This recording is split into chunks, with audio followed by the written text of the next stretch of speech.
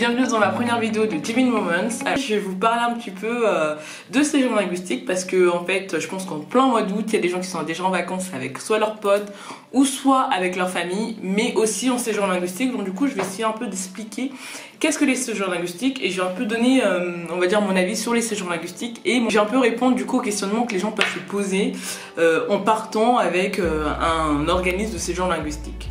Donc je me suis fait une petite liste de petites questions que les gens peuvent se poser en partant avec des séjours linguistiques. Donc du coup je vais essayer d'y répondre avec vous.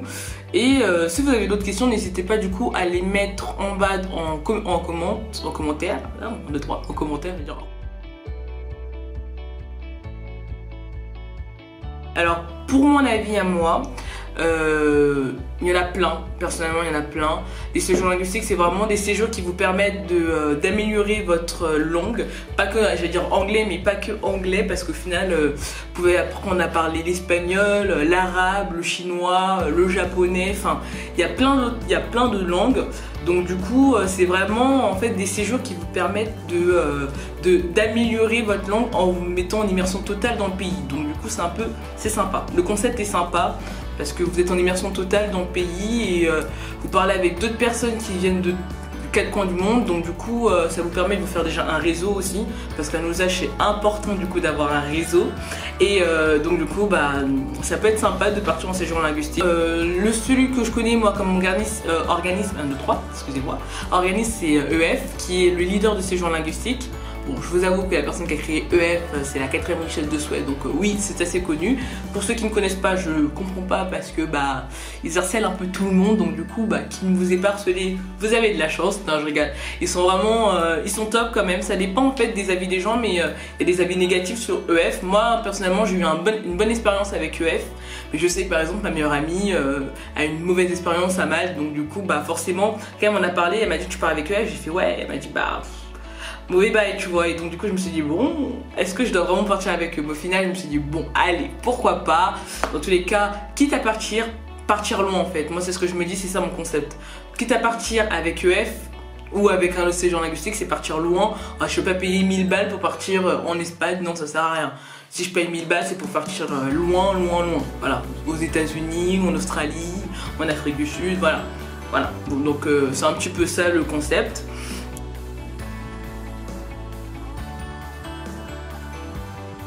Le coût d'un séjour linguistique, alors moi ça m'est revenu très cher. Étant étudiante, je pense que ça revient quand même très cher le prix. Parce que je dis ça, mais il y a des gens qui peuvent se dire que c'est raisonnable, mais pour moi ça m'est revenu assez cher. Miami, quand j'y suis allée, ça m'est revenu à peu près à 1500 €. Ouais, 1500 € net, sans le billet d'avion bien sûr, sans le billet d'avion, juste le séjour et le logement. Du coup, le coût ça m'est revenu assez cher, ouais. Assez cher parce qu'au final j'ai 1500 €.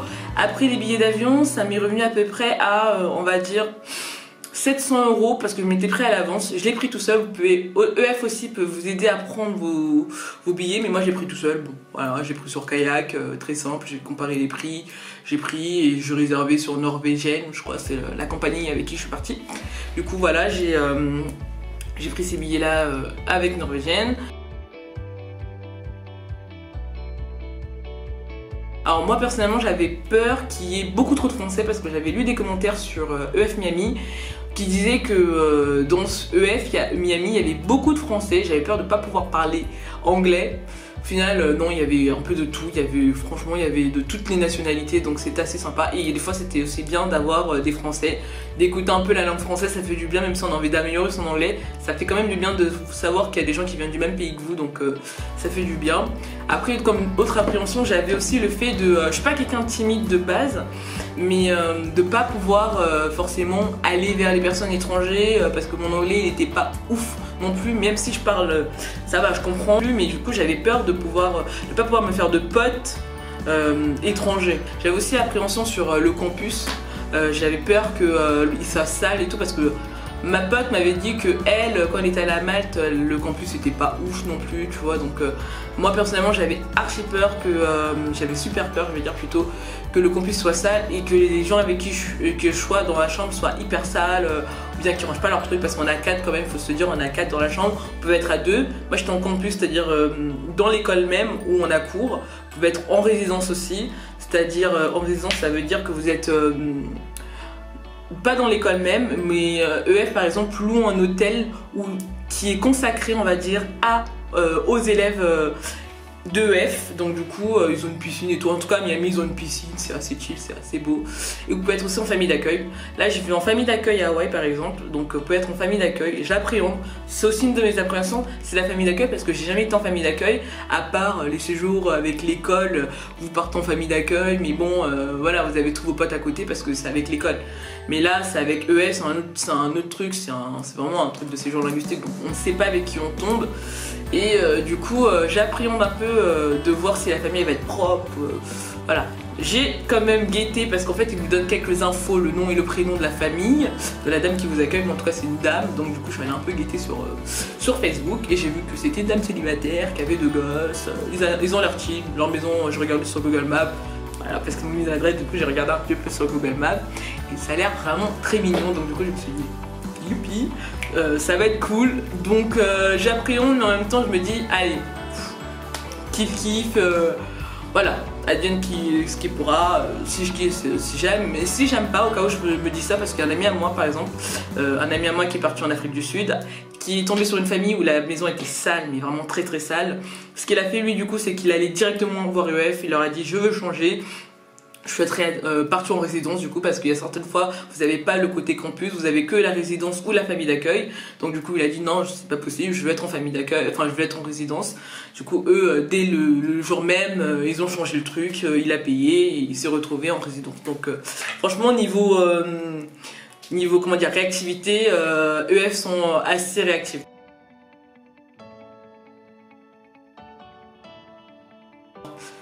Le logement se choisit en fonction de vous. Soit vous êtes en famille d'accueil, donc là vous êtes en immersion totale parce que vous êtes avec une famille qui parle anglais, qui ne parlera pas français, et même votre room, comment on appelle ça, je sais même pas comment le dire, la personne qui sera avec vous, parce que vous êtes toujours 2 dans une famille d'accueil, cette personne là ça sera une personne étrangère et pas française, donc du coup vous serez forcément obligé de parler anglais, donc c'est une bonne chose. Je trouve que c'est une excellente chose même de pousser les gens à être avec des personnes qui ne viennent pas de la même nationalité qu'eux pour pouvoir parler français, enfin parler anglais je veux dire plutôt, donc c'est une bonne chose. Moi personnellement à Miami, quand j'y suis allée, j'ai pris campus parce que je me disais déjà il y avait une piscine, wow, il y a une piscine, on m'a eu, la plage était à 2 pas, vraiment genre quand je dis à 2 pas c'est que la piscine est là et la plage est là, donc top, c'était génial. J'ai pas été déçue du tout, du coup j'étais bien contente qu'il y ait un campus à Miami. Là par exemple à Hawaï il n'y a pas de campus, donc du coup j'étais forcée de prendre famille d'accueil. C'est pas mon choix, je voulais pas payer en plus pour être en résidence personnellement. J'aime bien aussi le fait d'être en immersion totale dans une famille d'accueil, donc ça me dérangeait pas plus que ça. Après voilà, donc comme je vous disais, vous pouvez être aussi en résidence. Résidence c'est vraiment, il y a des fois c'est un hôtel, il y a des fois c'est juste quelques chambres qui sont réservées pour les élèves de F, donc du coup voilà. Quand vous êtes en résidence, vous êtes avec les autres élèves. Quand vous êtes en campus, vous êtes en immersion totale aussi parce que vous êtes avec d'autres élèves qui viennent de différents pays, parce que dans vos chambres, parce que vous êtes 4, vous êtes à la fois à 4 ou à 2, dans vos chambres, vous êtes tous d'une nationalité différente, tous.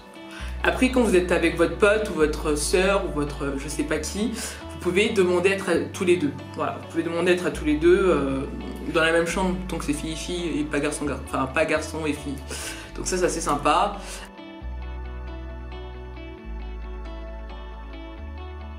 Que moi personnellement j'avais décidé aussi de moi-même de partir toute seule parce que je voulais absolument être en immersion totale et de pas avoir ma pote à côté en mode ouais on fait quoi et pas se mélanger. Je dis pas que quand on part avec notre pote on se mélange pas forcément, mais on est quand même, on est incité à ne pas se mélanger. Voilà, il faut se dire qu'on a nos délires. Quand t'es avec ta pote, t'as tes délires que t'as peut-être pas envie d'avoir avec les autres, tu vois. Donc du coup forcément voilà, on se dit vite que ouais, autant partir avec sa pote parce qu'au moins on connaît quelqu'un.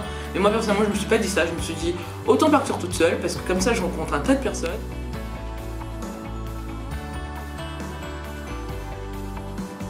Donc voilà, en termes de budget aussi, alors le budget que je m'étais fixé avant de partir pour 2 semaines, parce que moi je suis partie que 2 semaines à Miami.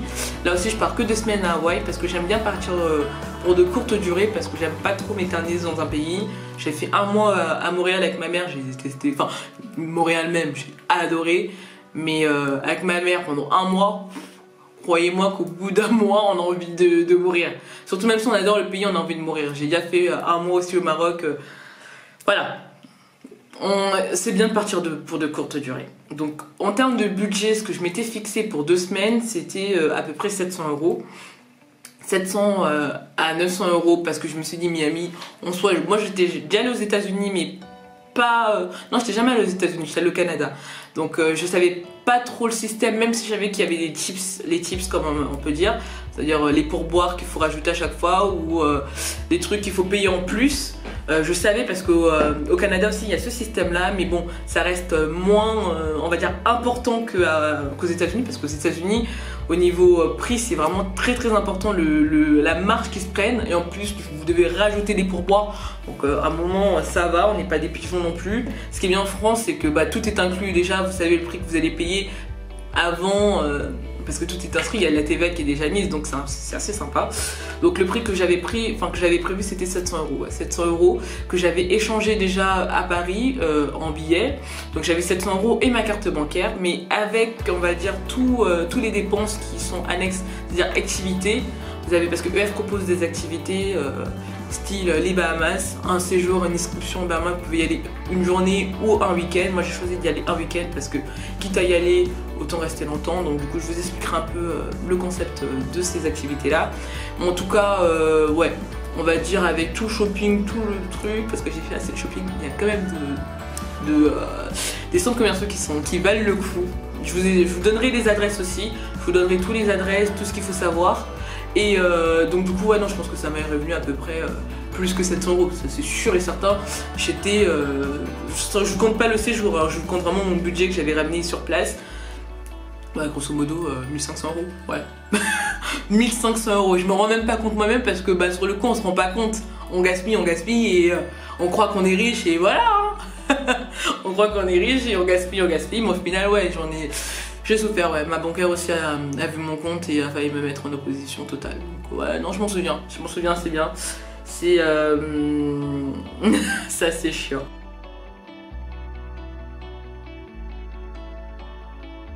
Alors le visa aux États-Unis, oui, vous pouvez pas partir sans visa aux États-Unis parce que maintenant déjà avec leur président c'est mort, ne pensez même pas l'ESTA quand vous devez le remplir, parce que le visa aux États-Unis s'appelle l'ESTA. Alors quand vous devez prendre l'ESTA, il vous pose des questions de malade, c'est en anglais donc pour ceux qui comprennent tant mieux. En tout cas il vous pose des questions type est-ce que vous avez déjà tué quelqu'un, est-ce que vous prévoyez tuer quelqu'un.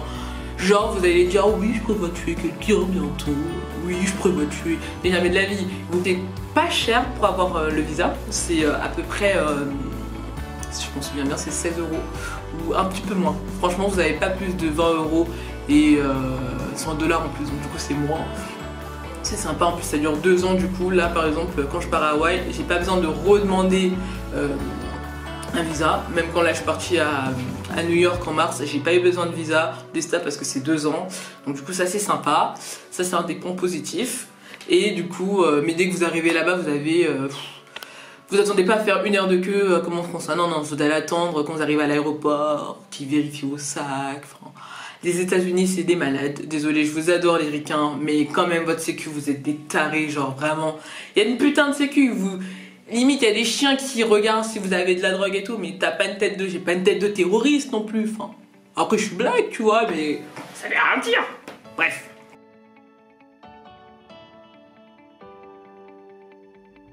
Quand tu arrives dans l'aéroport, soit tu peux choisir de prendre un Uber qui te ramène à l'école. Par exemple à Miami, j'avais pris le transfert, mais tu vais prendre un Uber qui te ramène. Tu mets l'adresse de l'école, mais sauf qu'il faut savoir que quand tu vas arriver sur place, tu n'auras peut-être pas la Wi-Fi, ou la 3G. Donc du coup, ça dépend vachement de ton forfait mobile. D'ailleurs, moi j'ai Free.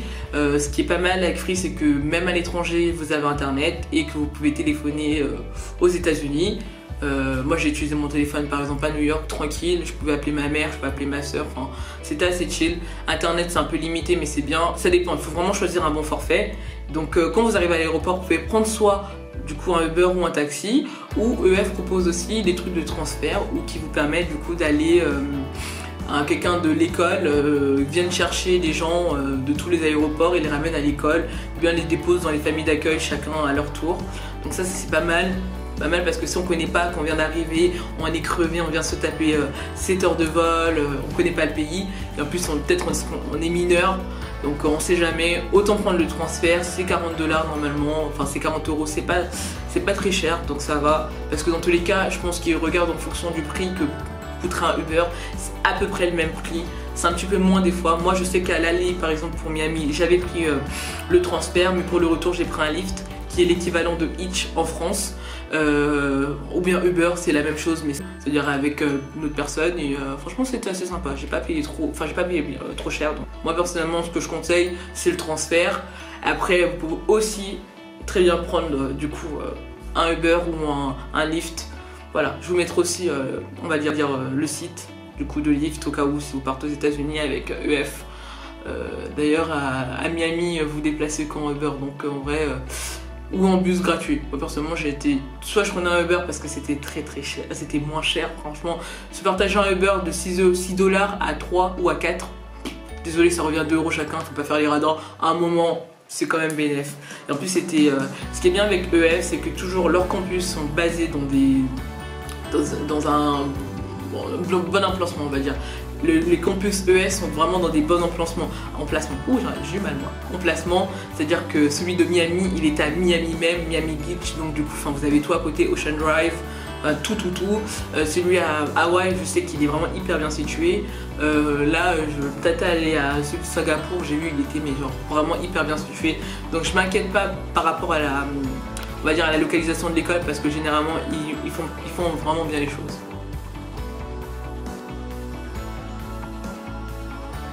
Avec ES, ce qu'ils proposent, c'est que tu peux faire un test de langue avant de partir pour pouvoir savoir ton niveau d'anglais. C'est un test assez facile. Tu as de l'oral et tu as de l'écrit. Enfin, de l'audio, on va dire plutôt, et tu as de l'écrit. Ça dure quoi? Ça dure 10 minutes, 20 minutes, à tout casser. Moi, je le fais vite fait, franchement. Je pense qu'il se fiait pas à ça pour mettre dans les groupes de langue quand on arrive dans l'école. Parce que moi, personnellement, au début, il me disait, je pense que mon texte, je l'ai foiré. Personnellement, je l'ai foiré. Et quand je suis arrivé le premier jour, d'ailleurs, c'est le premier jour, vous arrivez tranquille, non, vous arrivez le dimanche, soit comme ça, il vous laisse le temps de vous installer, et ce lundi que ça commence. Le lundi, en fait, vous avez le rassemblement avec tous les élèves qui viennent d'arriver aussi. Du coup, ça vous permet de tous vous rencontrer un peu, de parler avec tout le monde. Et c'est là que, du coup, ils vous demandent de venir un peu parler avec, on va dire, la personne du staff de EF, qui vous donne les clés, le pass et tout de la carte étudiante EF. Moi personnellement j'ai parlé et donc du coup ça va, je m'étais bien débrouillé. Du coup il m'a mis en niveau B1 à B1.2, c'est-à-dire que c'est intermédiaire, c'est-à-dire que ça reste normal, ça reste un bon niveau quand même. J'étais assez fière de moi. Je vais sortir des grands hi, c'est assez sympa. Donc du coup j'ai parlé et franchement je pense que c'est en fonction de ça qui m'a mis dans un groupe de langue. C'est pas en fonction du texte d'anglais, parce que ça c'est important, mais il regarde aussi en fonction de comment vous parlez anglais, comment vous arrivez à vous exprimer. Parce que moi à l'écrit vraiment je suis une quiche, mais à l'oral ça va, je me débrouille vraiment bien.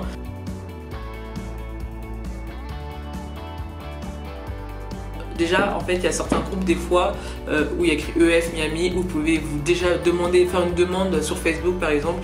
Et là, vous voyez des gens qui partent avec vous à la date, non, ça c'est assez sympa.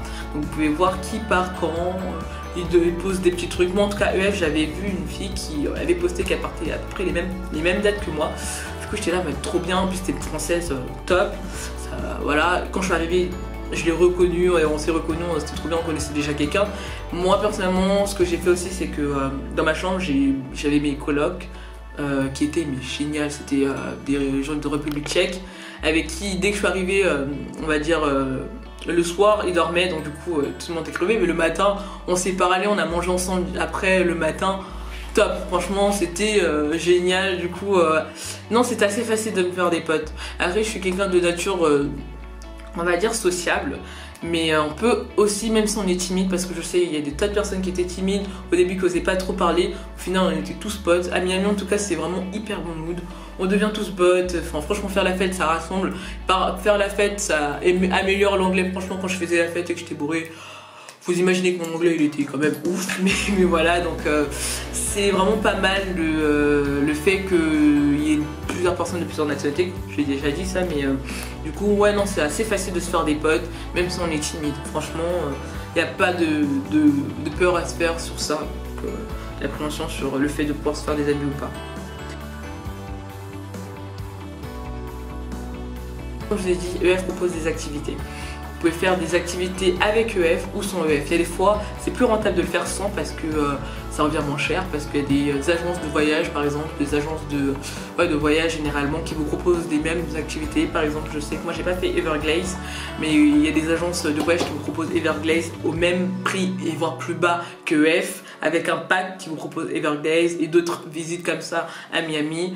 Moi j'ai visité quand même certains trucs à Miami. Mais bon, j'avoue, j'étais allée plutôt pour la fête, donc du coup, voilà. Pour la fête et pour parler anglais, pour améliorer mon anglais, bien sûr, mais genre, voilà. J'ai visité des quartiers américains, Little Havana, des trucs historiques, quoi. Qui sont vraiment au top. Je vous mettrai tous les renseignements, enfin, si vous voulez, je vous mettrai tous les lieux que j'ai visités. N'hésitez pas du coup d'aller voir aussi mon Instagram parce que sur Instagram j'ai mis plein de photos. Vous pourrez me poser des questions sur Instagram sur comment, où aller, quoi faire.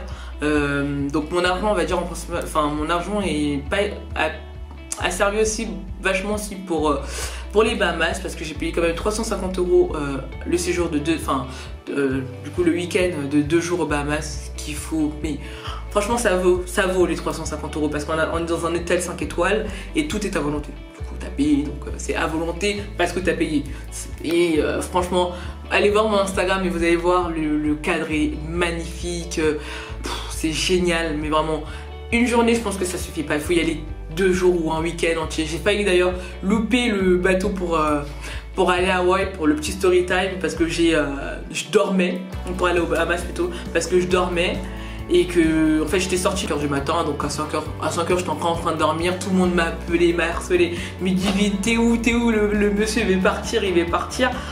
Au final, heureusement, je sais pas, ça c'est Dieu, genre vraiment, mon téléphone il a vibré, je l'ai senti, j'ai fait putain, et là d'un coup j'ai commencé à prendre, heureusement j'avais fait mon sac avant, j'avais fait mon sac, je l'ai pris, j'ai pas eu le temps de me laver les dents, j'étais chum de ouf. J'arrive, heureusement que les filles elles avaient retenu le bus et tout pour moi, la lâcheuse elle arrivait 30 minutes après.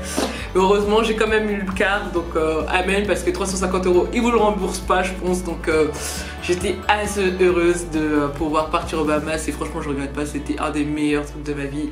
Les Bahamas ça vaut le coup, franchement si vous partez avec EF Miami, faites les Bahamas, je vous le conseille à 100%.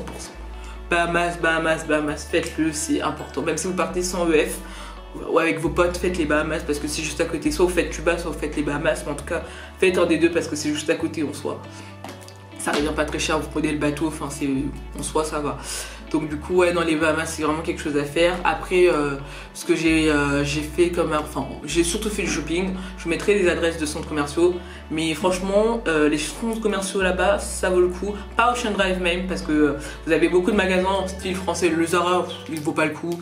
Le Zara d'Ocean Drive, il ne vaut tellement pas le coup parce que c'est les mêmes prix. Alors que ce soit à Miami ou à New York, ou partout où vous voulez aux États-Unis, le Zara, ça ne vaut pas le coup. Ça ne vaut absolument pas le coup. C'est le même prix. Donc, c'est le même prix et voire plus cher qu'en France. Donc, je ne vous conseille pas d'aller dans des Zara ou H&M, etc. Je vous conseille, moi, d'aller dans on va dire, les centres commerciaux où tout est à moitié prix, voire plus, à 70%, qui s'appellent des small, je crois.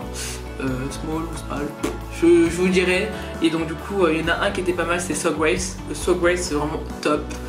Vous avez Levi's, vous avez Calvin Klein, vous avez plein de marques et plein de trucs de sneakers aussi, hein, de chaussures. Donc tout est à moitié prix. Tout est à moitié prix. Dites-vous que là, c'est là que j'ai gaspillé mon argent. Je pense que j'ai dû gaspiller 700 €. 700 € en vêtements ou 400. J'avoue, 400 ou 700. Dans cette tranche-là, j'avoue que c'est un extrême à l'autre, mais dans cette tranche-là, parce que c'est... Franchement, on est tenté d'acheter, de tout acheter, parce que tout est beau. En fait, tout est beau, tout est...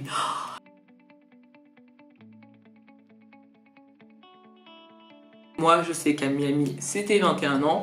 J'en avais 20 à l'époque parce que je suis partie l'année dernière. Cette année, je suis majeure, donc du coup, top. Même quand je suis allée à New York, j'étais majeure. Première fois, j'ai acheté de la tease là-bas. Du coup, j'étais là-bas. Avec ma poche, j'ai la carte. Je suis majeure. Là-bas t'as été majeur, mais moi j'étais majeur, du coup j'étais on fleek, vous imaginez pas. Mais non, c'est 21 ans. Après, dans certains pays, par exemple Singapour et tout, je sais pas quel âge c'est, mais en Afrique du Sud, je sais que c'est 18 ans, mon pote il me l'a dit. Ah ouais, c'est 21 ans, c'est parce que ça fait partie des États-Unis. Mais ouais, non, partout, ils vont vous demander votre carte partout, ils cartent partout. Vous voulez boire un verre dans un resto, carte. Vous voulez prendre une petite bière ou un truc comme ça, carte. Boîte, n'y pensez même pas si vous n'avez pas la carte. Carte. Ils vous demandent la carte partout. Toujours là-bas, personnellement, j'ai détesté.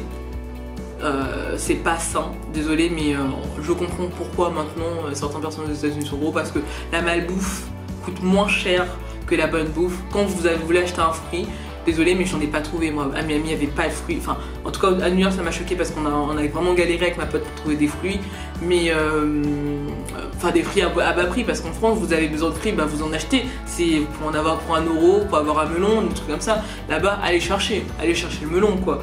Là-bas, vous avez le McDo qui est à 5 $ et tout, mais pour avoir de la bonne bouffe, des trucs sains, franchement, désolé, mais la bouffe américaine ne vaut pas celle de France.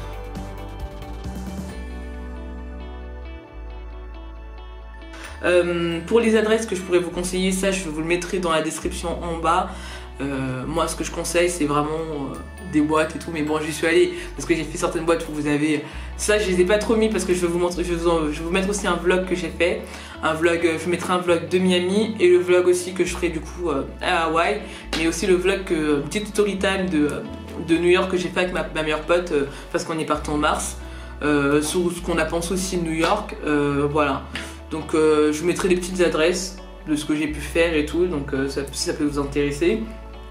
Est-ce que mon séjour m'a vraiment permis de progresser en anglais? Oui, je pense que oui, mon séjour m'a vraiment permis de progresser en anglais parce que j'ai parlé vraiment avec des étrangers, même s'il y avait beaucoup de français aussi. Ça m'a quand même permis de vraiment améliorer mon anglais parce que je parlais. Déjà quand je faisais la fête, quand j'étais track, ouais, là je parlais un anglais de ouf. Vraiment, je tapais ça, je tapais des oh, this my girl, alors qu'on dit that my girl, je m'affichais, mais c'est pas grave, au calme. Mais voilà, non, je pense que j'ai amélioré mon anglais en parlant. Mais après, en 2 semaines, vous pouvez pas améliorer votre anglais. Vous pouvez pas vous dire que ouais, j'ai progressé de ouf. Oui, j'ai progressé, mais je pense que rester plus longtemps dans un pays, ça fait plus progresser. 2 semaines, franchement, c'est le temps pour kiffer. Moi, 2 semaines à Miami, je pense que c'est... Après, c'est que mon avis à moi, c'est le temps parfait. 2 semaines ou 3 semaines, pas plus. 2 semaines ou 3 semaines, après ça devient chiant. Miami ça se fait vite, c'est comme faire New York. New York ça se visite vite. Pour partir à New York, vous partez 10 jours. Moi j'ai pas trop aimé New York, mais je pense que je vais y retourner et je vais peut-être y habiter pendant longtemps. Et là je dirais ouais, si j'aime cette ville ou pas. On peut pas dire en 10 jours si on aime une ville. Donc ouais, non, je suis pas une experte de Miami non plus. J'y suis allée quoi 2 semaines, je pourrais pas vous dire ouais, ça c'est ma ville. Non, pas du tout. C'est pas mon pays, c'est pas... Moi, EF Miami, je mettrais, si je dois noter EF Miami, je mettrais 8 sur 10 parce que franchement, j'ai kiffé. Là, je vous dirais si j'ai vraiment kiffé, si je recommande EF Honolulu parce que j'y vais. Et je vous dirai sur le tas si j'ai kiffé ou pas. Dans tous les cas, vous verrez si vous me suivez sur les réseaux mon expérience parce que je ne serai pas langue de bois. Je vous dirai tout ce qui se passe. Voilà. Donc j'espère que la vidéo vous a plu. N'hésitez pas à vous abonner. Si vous avez d'autres questions, n'hésitez pas à commenter. Je répondrai à vos questions. Et si vous avez d'autres questions plus personnelles, venez me voir sur Instagram. Je réponds, je suis hyper actif. Donc voilà. Merci beaucoup et à bientôt pour une prochaine vidéo.